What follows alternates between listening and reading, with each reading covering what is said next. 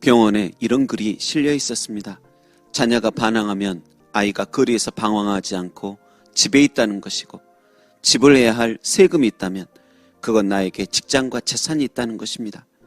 파티를 하고 나서 치워야 할 것이 너무 많다면 그만큼 친구들과 즐거운 시간을 보냈다는 것이며, 옷이 몸에 좀 끼인다면 그만큼 잘 먹고 잘 살고 있다는 것입니다. 난방비가 너무 많이 나왔다면 내가 따뜻하게 살고 있다는 것이고, 교회에서 뒷자리 아줌마의 엉터리 찬송이 영 거슬린다면 그건 내가 들을 수 있다는 것입니다.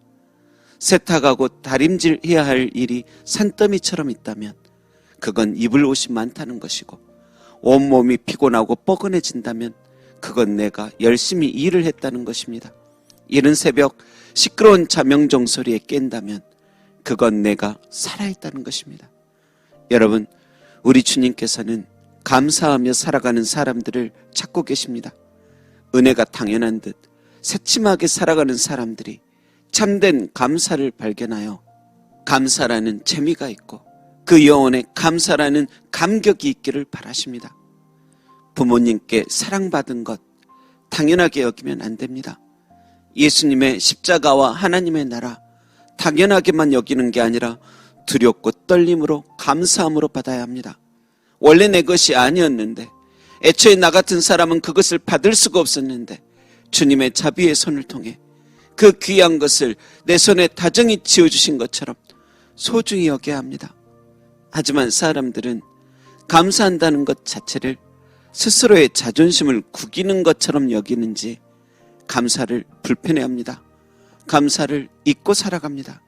본문 누가복음 17장에도 10사람의 한센병자, 곧 나병 환자로 불리우던 이들이 등장을 합니다.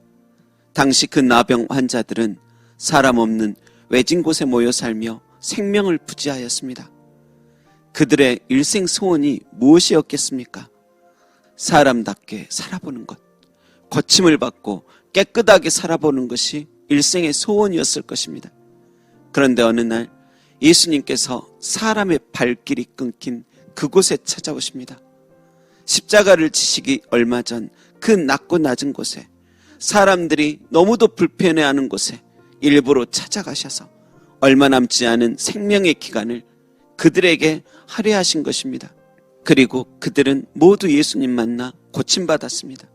그런데 10명 중 9명은 자신들이 언제 그런 몸으로 살았나라는 듯이 예수님께 찾아와 감사의 말 한 번 없습니다. 하지만 단 한 사람, 그 시절 유대인들이 멸시하고 조롱하던 사마리아 사람 한 명만이 예수님께 찾아와 감사의 표현을 합니다. 그러자 예수님께서 하시는 말이 참 여운을 남깁니다. 나머지 그 9명 어디 있느냐? 나머지 그 9은 어디 있느냐?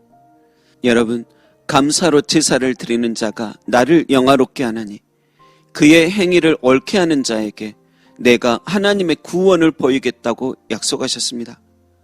감사하는 자가 하나님을 영화롭게 하며 감사하는 자에게 하나님의 구원이 더욱 감사할 일들이 쏟아지는 것입니다.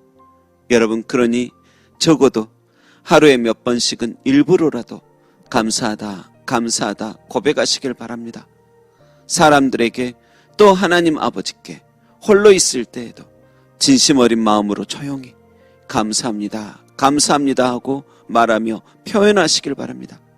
내가 표현하지 않아도 다 아시겠지라고 생각지 마시고 다 표현 못해도 당신은 표현하시기 바랍니다. 기도하겠습니다. 하나님, 감사를 발견할 줄 알게 하소서. 감사를 표현할 줄도 알게 하소서. 불평이 당연한 듯 또 은혜도 당연한 듯 그리 살지 말게 하시며 범사에 감사하며 하나님을 영화롭게 하는 우리가 되게 하옵소서. 감사의 근원이신 예수님의 이름으로 기도합니다. 아멘.